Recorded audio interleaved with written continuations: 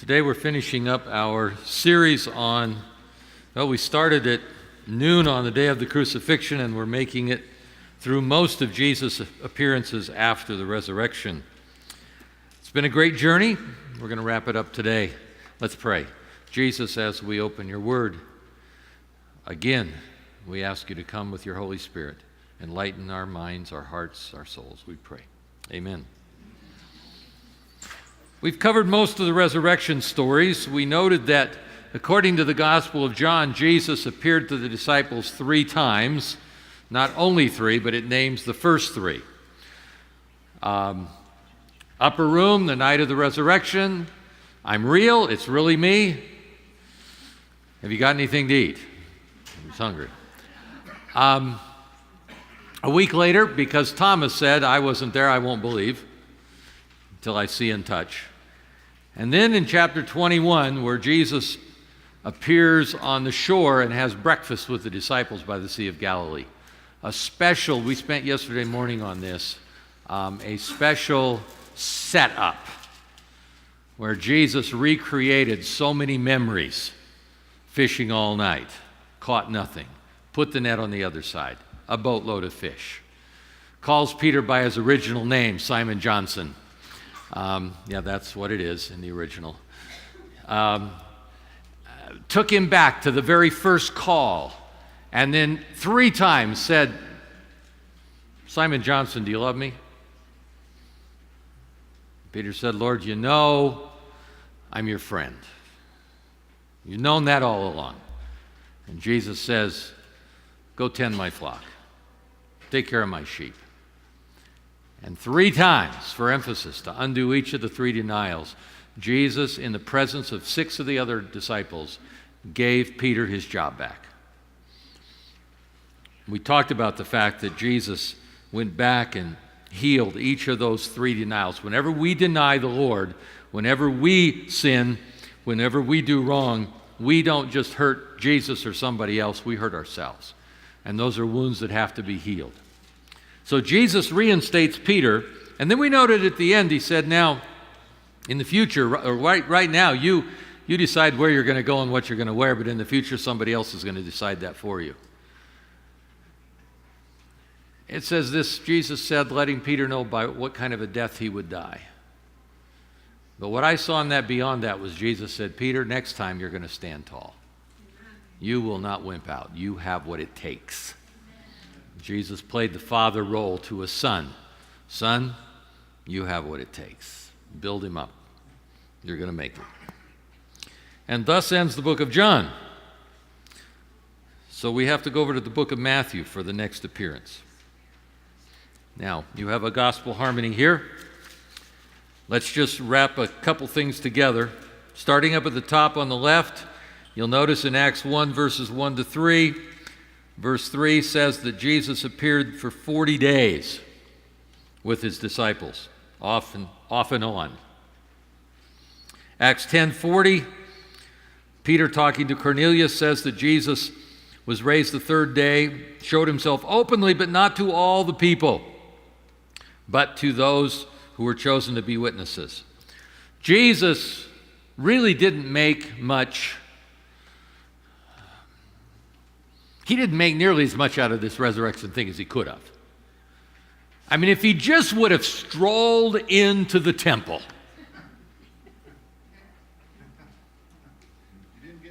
he would have had a great following, wouldn't he? But would he have had their hearts?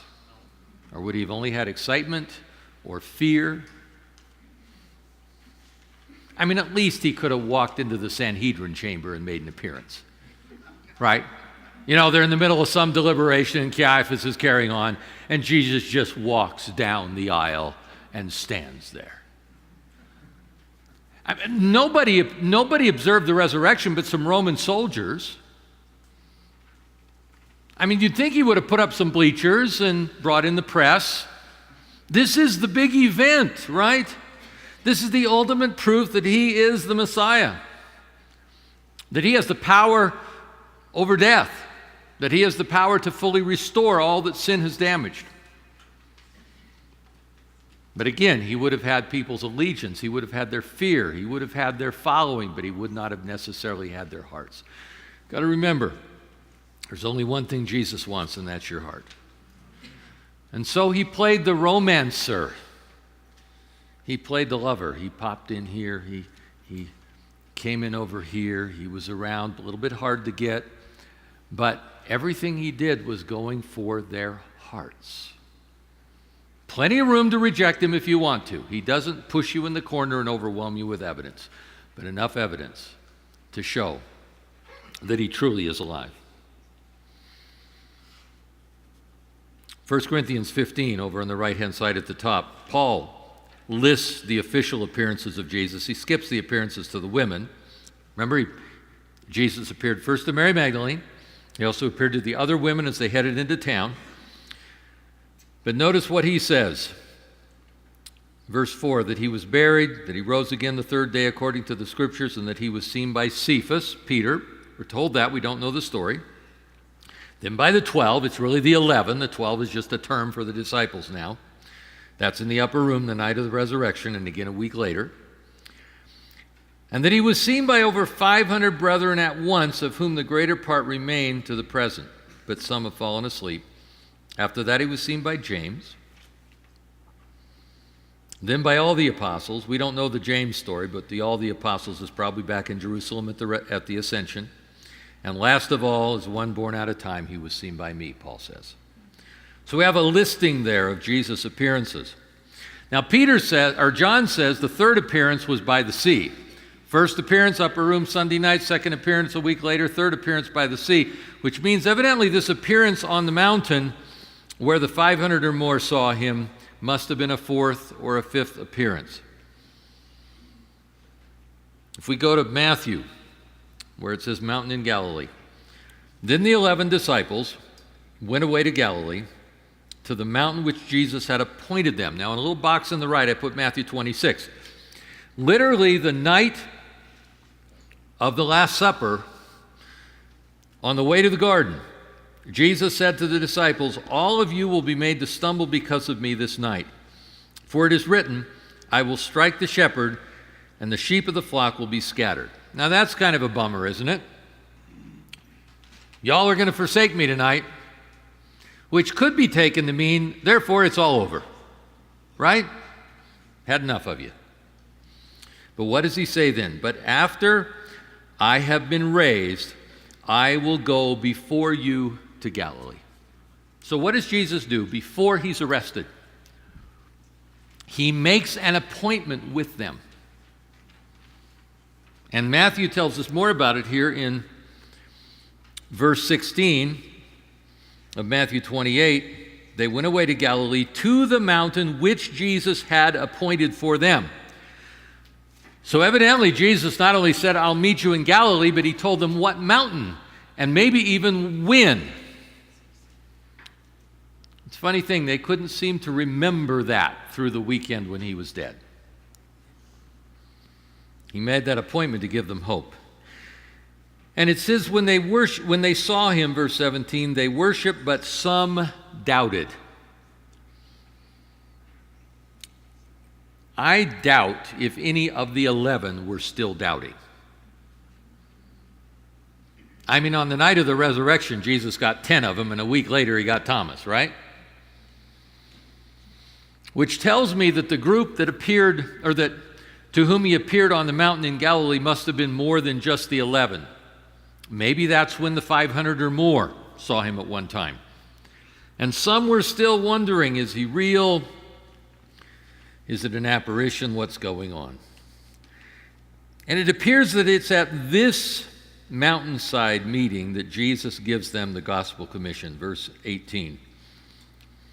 Jesus came and spoke to them, saying, all authority has been given to me in heaven and on earth. Now, you know the disciples had been waiting 3.5 years for Jesus to say that. As they walked around with him from place to place, they were constantly wanting him to take authority, rule, reign.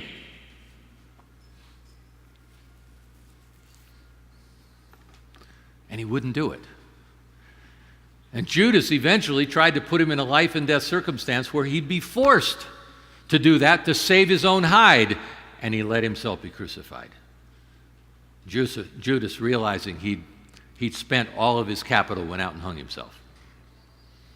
Now, after the weekend, after their hopes had been dashed, after they were saying, we thought this was the one, now, finally, he appears on the mountainside, and he says, I'm taking power. Oh, wow. They've been waiting to hear that. But notice, Jesus didn't dare do that until he'd done the other. Like we talked about all week. The cross reveals beyond the shadow of a doubt to the universe that at the very core, God is love. And love cannot rule until it's fully revealed as love. Satan claimed that if you squeeze God hard enough, you'd get power and control. At the core, he's power and control.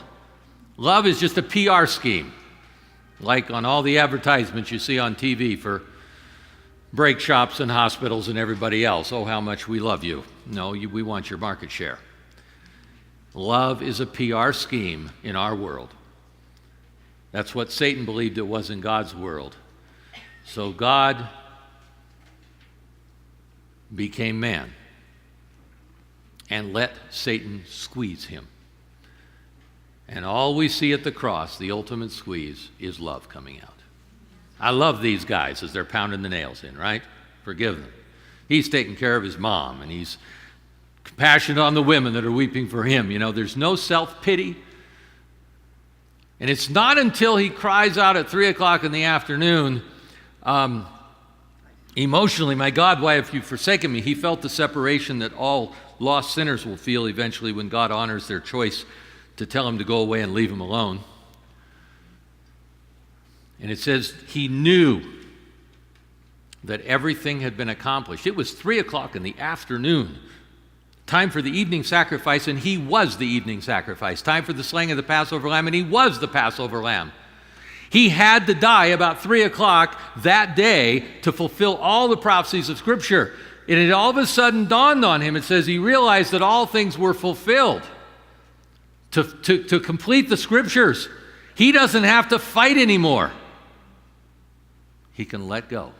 Just like you tell someone on a deathbed, it's okay. You can go. And soon after, they usually die. But just after that, he says, I thirst.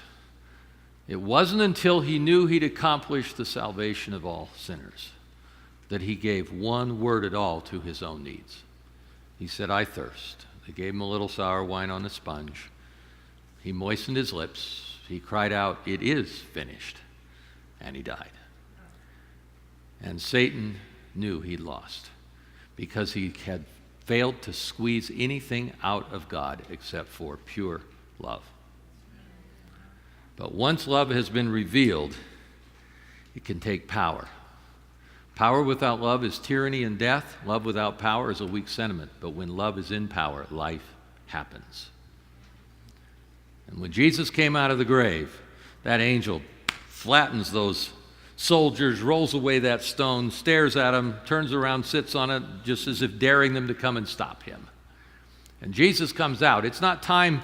Love has been demonstrated. The question is, does love have the power to restore? And Jesus comes out of the grave fully restored.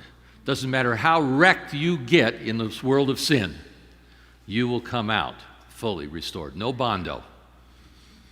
You know, no bent parts fixed. Brand new. Love not only has the power to save us from death, it has the power to fully restore us to life. Now it's time for love to rule. Something I realized that I saw in the book of Revelation. A couple places it says, he shall rule them with a rod of iron. That's always bothered me. And yet, what would the absolute rule of love be? If love is ruling absolutely, that means no other rule can get in. We are totally free, and we are totally secure. In our world, you have to trade one for the other, right? People who are high on security are willing to give up their freedoms. People who want their freedoms are willing to say, I'd rather be free than secure. You know, you have the people who came to the New World. What did they say? We'd rather be free than secure. People that left the East Coast and came to the West Coast said, we'd rather be free than be secure. And to this day, there's a difference in the attitude of the population. But when pure love is in power, ruling with the rod of iron, there's no room for any other. It's absolute freedom with total security. One thing I noticed, I'd never seen before, and I don't know why the translators don't do this, but when it says, he shall rule with a rod of iron, the word for rule is the word shepherd. He shall shepherd with a rod of iron. Now, does that give you a different picture? He has a rod that can rescue, that can guide, the shepherd's rod, not used to beat, but used to save and to guide.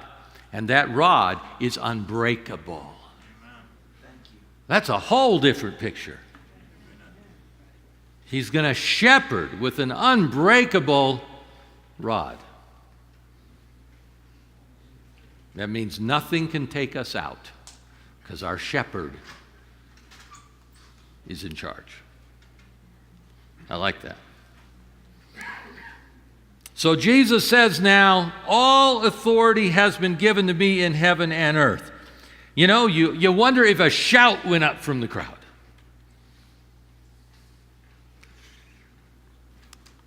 He says, go therefore, and make disciples of all nations, baptizing them in the name of the Father, the Son, and the Holy Spirit, teaching them to observe all things that I have commanded you, and lo, I am with you always, even to the end of the age. Mark, as is usual, says it in a lot less words. Go into all the world and preach the gospel to every creature.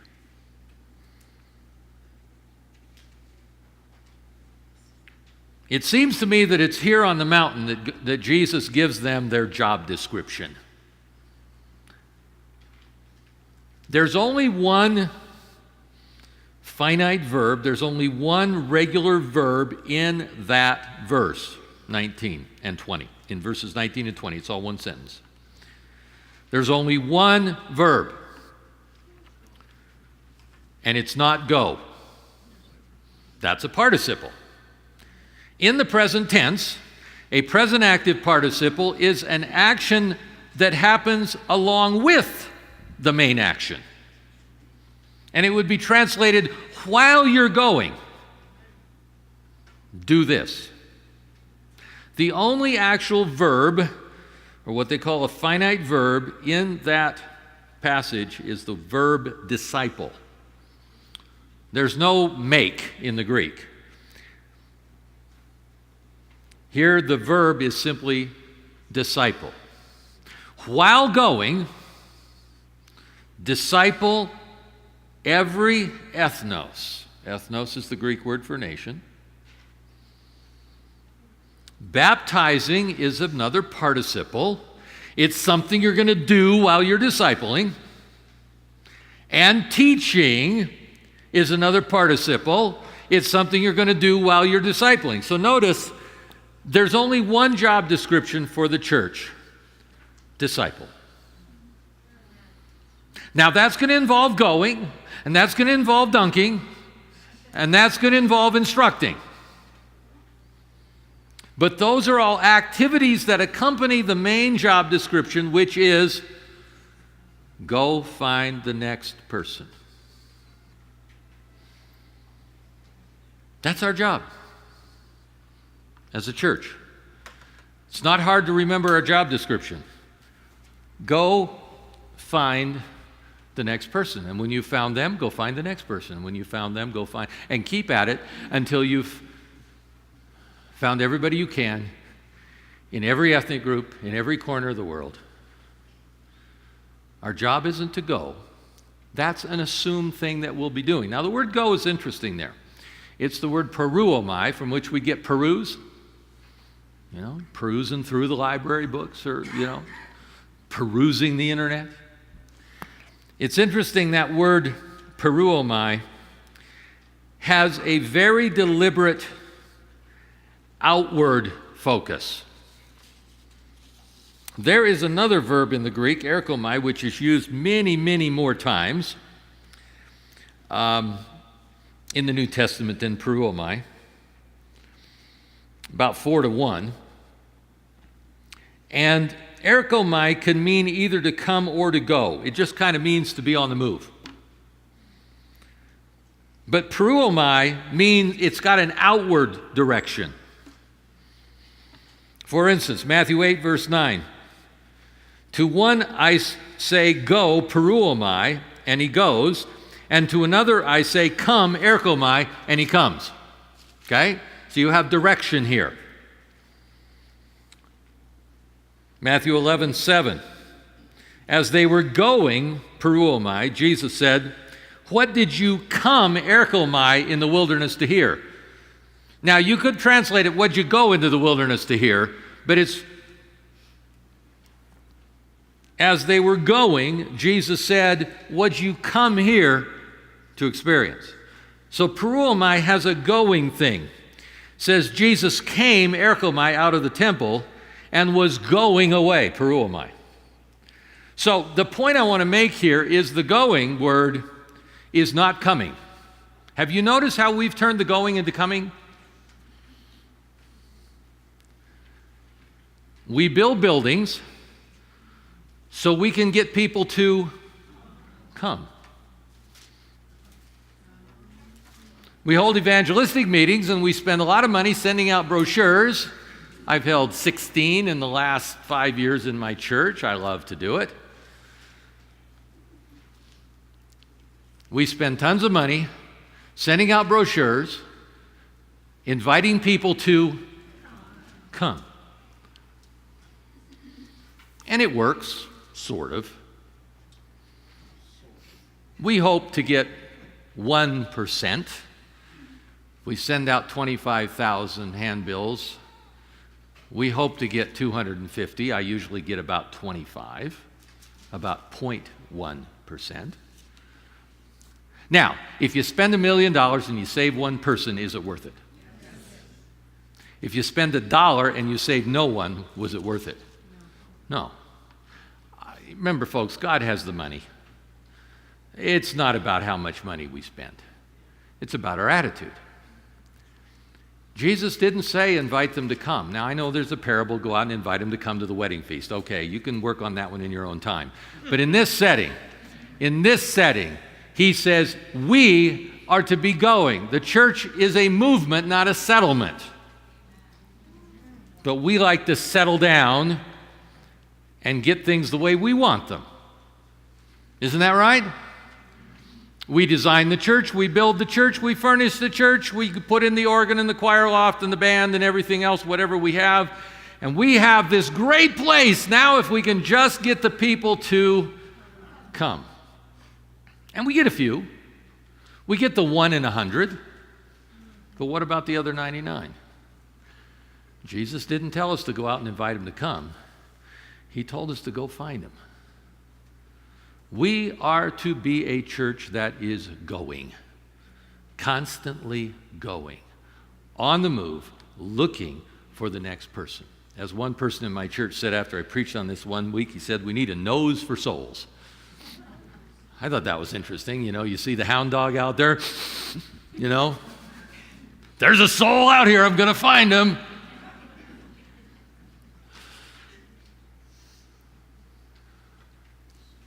We're not told to sit in our churches and have great programs and get people to come. We're told to go find people. And the interesting thing is, going doesn't cost any money.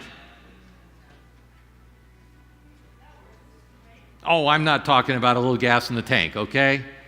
The point is for you to be actively seeking the next person. Lord, who is the next person you want me to reach for you? That should be your prayer every morning. Should be my prayer every morning. I forget to pray it. Who's the next person? We had an evangelistic meeting coming up, and we were sending out brochures just a few weeks ago after I preached on this in my church. We still do evangelism. And one of my church members, somebody backed into his car. And I love it. He came in later. He said, didn't do a lot of damage, but it marked the car. It scarred it. It was enough for the police to come and take a report. And he ended up inviting the person who backed into him and the policeman to the evangelistic meetings. Now, almost sounds contradictory with the going, coming, okay. But the point I'm making here is I think he had a nose for souls. It's like instead of getting upset that I just got my days interrupted and my car damaged, it's like, Lord, are you in this? Is this an arrangement you've made so that I can meet somebody, touch somebody's life? Does that make sense? That would change your attitude quite a bit, wouldn't it? The interruptions of life may be God's appointments. But it's been impressing me. I've been talking to my church about this. We need to have one passion as the overriding passion of every day of our lives. And that is, Lord, who's the next person you want me to touch for you? So much so that the Holy Spirit has to come and say, you better get some work done or you're going to get fired. In other words, we're so busy with getting our work done, we can hardly get distracted to think about the big business of life, which is finding the next person. I'd love to see us so distracted on looking for the next person, God had to remind us to get our work done.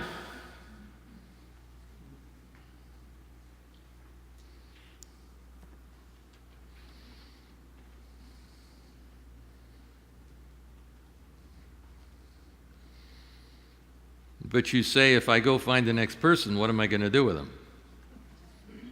And you know the typical. You go find them and somebody shows some interest and you come running over and saying, Pastor, I have somebody for you to visit. At which point I'm going to say, no, you go lead them to Jesus. But how am I going to do that? Well, you know, Jesus said he can have you come before magistrates and governors, and you're not to worry ahead of time about what you're going to say. So do you think he can do that with your neighbor? Or somebody at work? Or a family member? Or whatever? Do you think that God is actually capable of helping you lead someone to him? I mean, I believe that if you put yourself, extend yourself, take the risk of asking God to help lead you to the next person,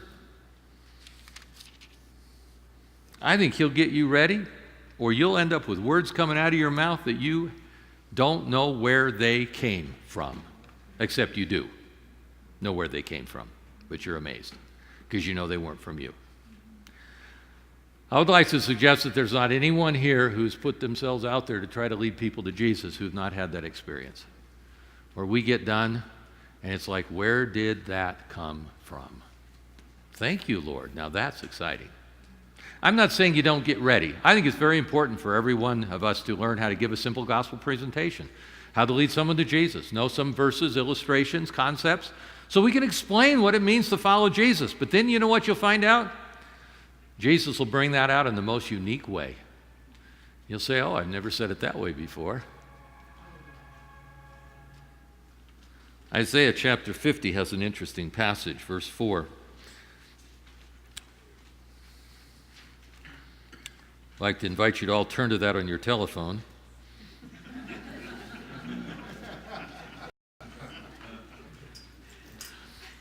Or if you still actually have a Bible, please open it. The Lord, are you there? If you're there, if you're going there, are you there? Okay. Can't hear the pages anymore. Oh, no, that's right. Boy, they're silent. The Lord has given me the tongue of the learned, that I should know how to speak a word in season to the weary. He awakens me morning by morning. He awakens my ear to hear as the learned. What's that saying?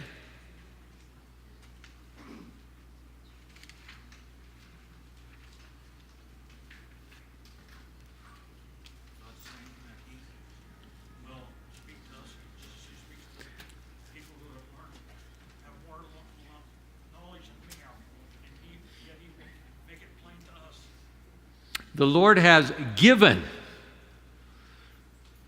Now, it doesn't say the Lord has showed me how to develop it. And yet, I think we need to be full of the Lord and full of the Bible and full of knowledge and full of the Spirit, yes.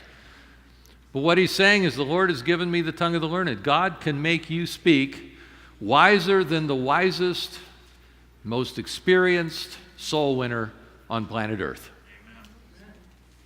If you will put yourself in the extended circumstance where you actually ask God to show you the next person he wants you to bring to him, and then let him work. That I should know how to speak a word in season to him who is weary.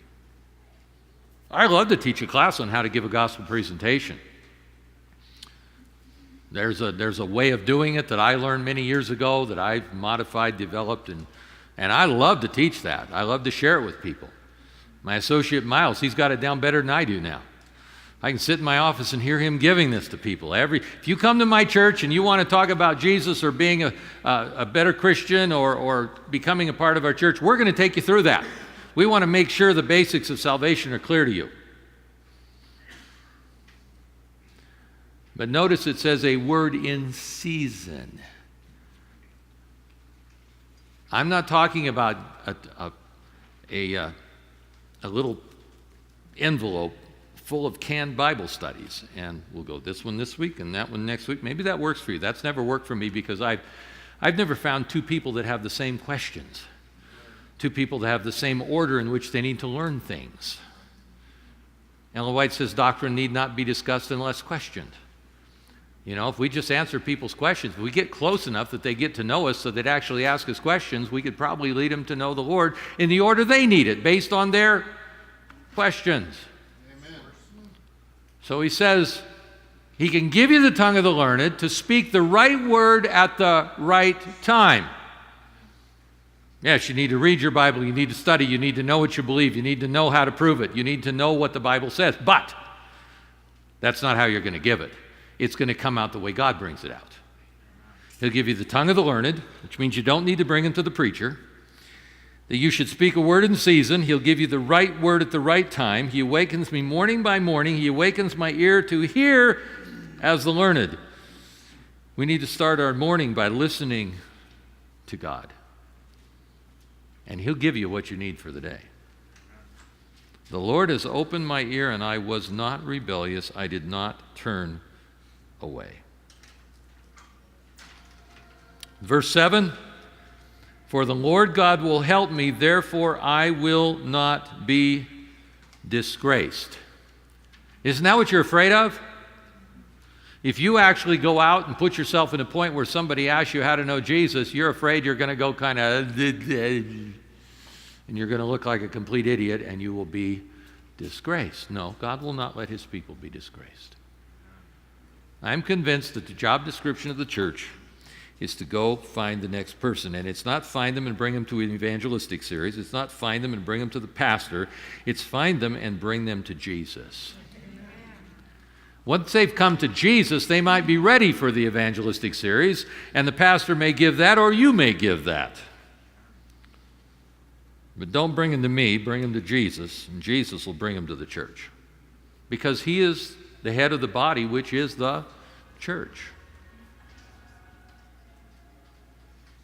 One of the problems I have hanging around a lot of Adventists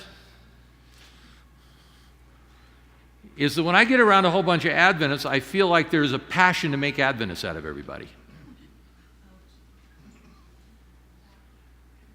I have a passion for everybody to be following Jesus. I believe the truthiest place in town is the Adventist church. I believe we've got a clearer picture of God. I believe we've got a clearer understanding of the teachings of Scripture that support that picture of God. I absolutely believe this is the best place around. But I just can't wrap my brain around this idea that I've got to have a mindset to try to make an Adventist out of everybody.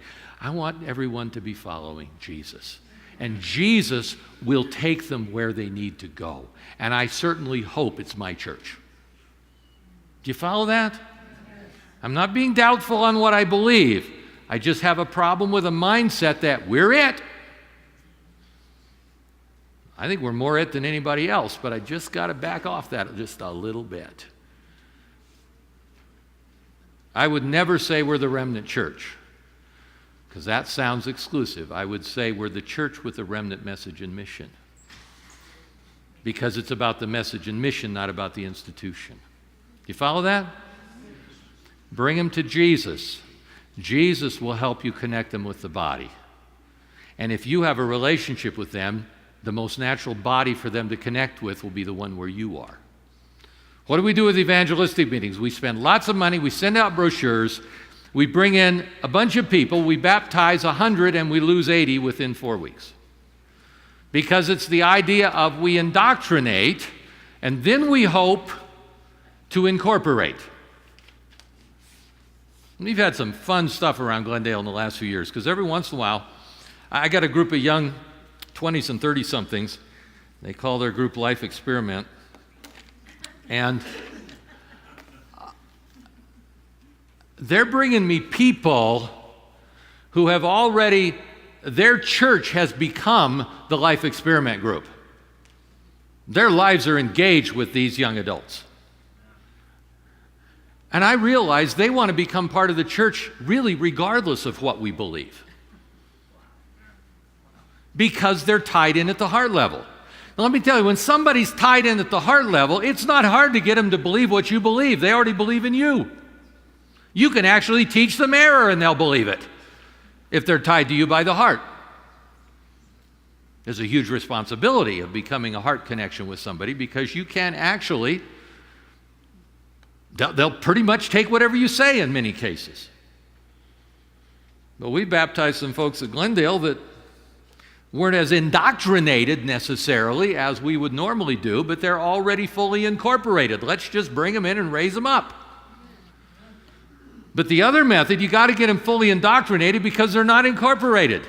Now you got a bunch of people who know the truth and don't know anybody. And we lose 80% of them before we get them to belong. Jesus said, go find the next person.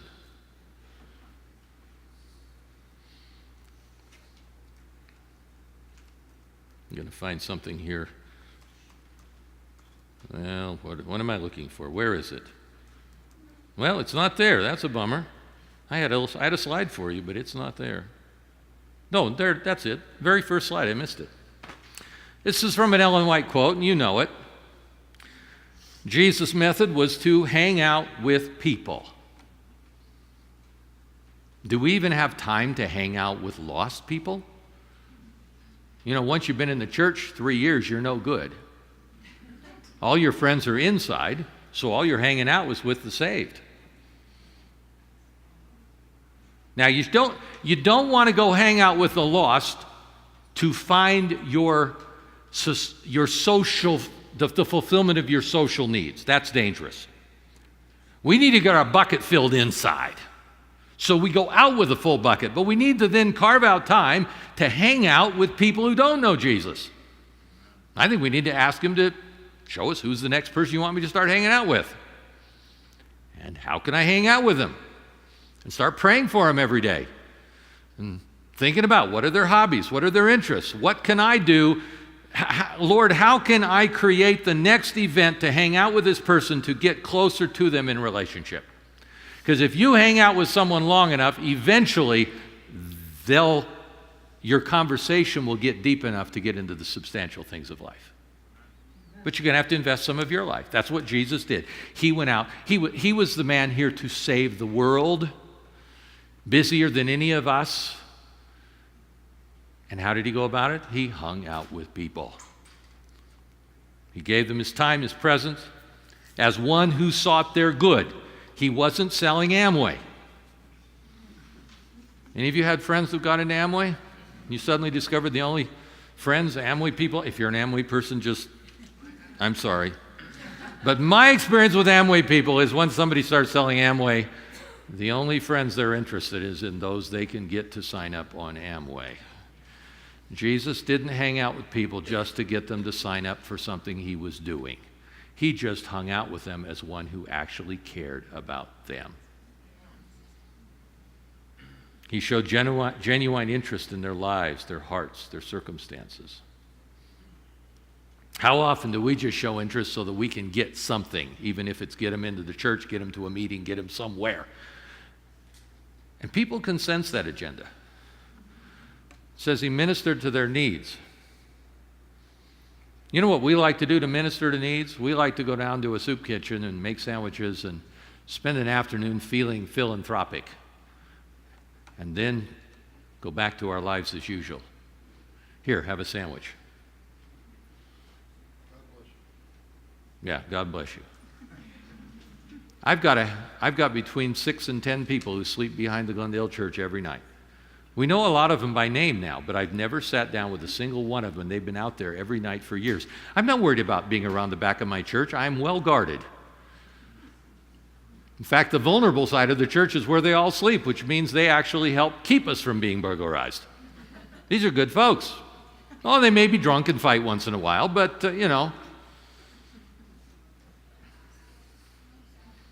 But have I actually sat down and said, tell me about your life? Who are you? Spent any time? No, I just breezed by to my car. If we have extra food at potluck, I say, here's some food. But I don't take any time to get acquainted. Do I have a couple people in my church who have, and they know him by name and they talk to him. They actually show some caring. Jesus didn't just hand people sandwiches. In fact, he didn't hand out that many sandwiches. But he actually ministered to their needs. You know, if you don't know somebody, you don't know what their real need is. Their real need may not be a sandwich. They probably have needs very much deeper, but we don't know and we don't care as long as we give a sandwich and feel good about ourselves. He won their confidence. And after he'd done all of that, then he said, why don't you follow me? What do? We go out and say, follow me. And we don't have any time to mingle, show interest, minister to needs, or win confidence. We just try to tell them the truth and send them off with Jesus. And it doesn't work.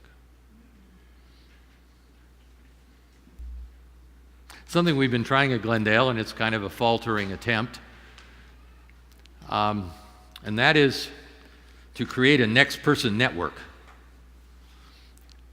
So I invited people to email me or text me, and we'd make a list of those who said, I want to be part of the next person network. And that's simply this, that you have said, God, who is the next person you want me to be drawing near to develop a friendship that can hopefully get deep enough that I can lead them to you? Don't pick the person, ask God to tell you who that person is. Keep that down to a list of 1 to 5 people or so. Because this is going to take some time. You can't do this with 30 people. Start with 1. If God gives you a second one, take it on. Write that name down. Write down what you know about them. Write down what you know about their likes and interests and hobbies. And then begin to pray for that person every single day. I suggest out loud, so your mind doesn't wander. Talk to God about this person.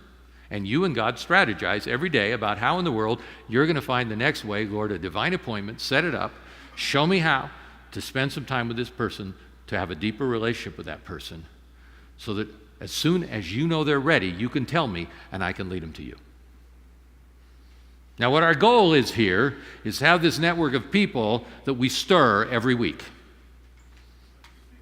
So every week, somebody, and I have several helping me in the network, are calling up. We're all calling each other up and say, how's it going? Did you remember to pray for your people this week? And that's what I put down, because I got my list and I only remember to pray for them 3 times this week. I'm usually the worst offender. Have you ever tried to pray for someone every day?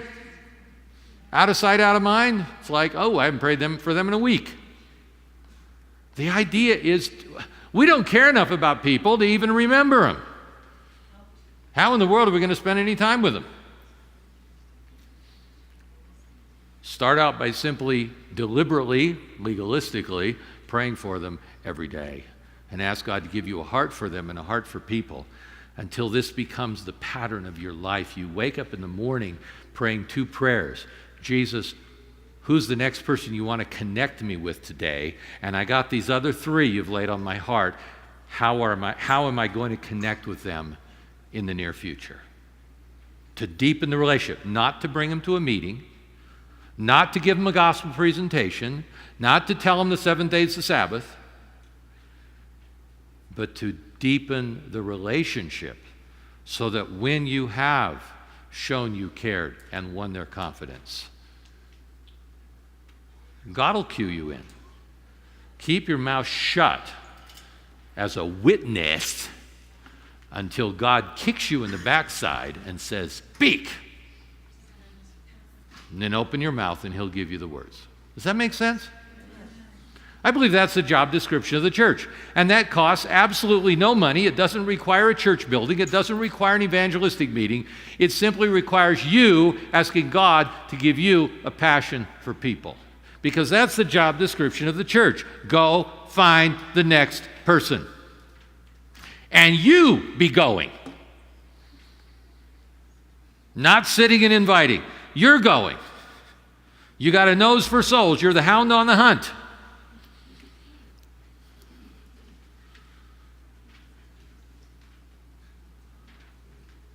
And you're willing to risk that fear of looking like a fool in case you don't know what to say, believing that God will give you the tongue of the learned when he wants you to speak.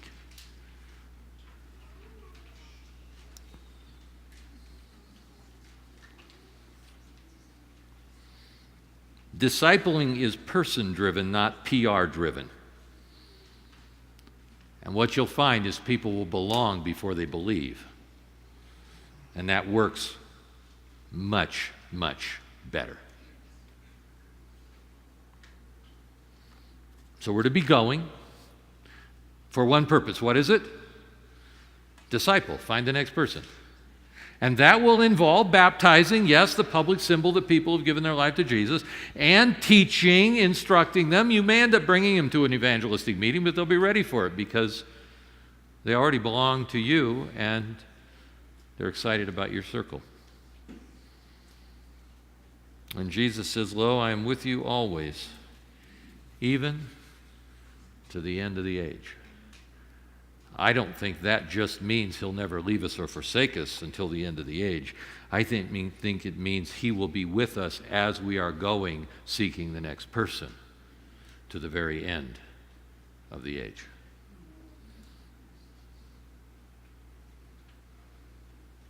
Jesus, we are so used to settling down and inviting people to come,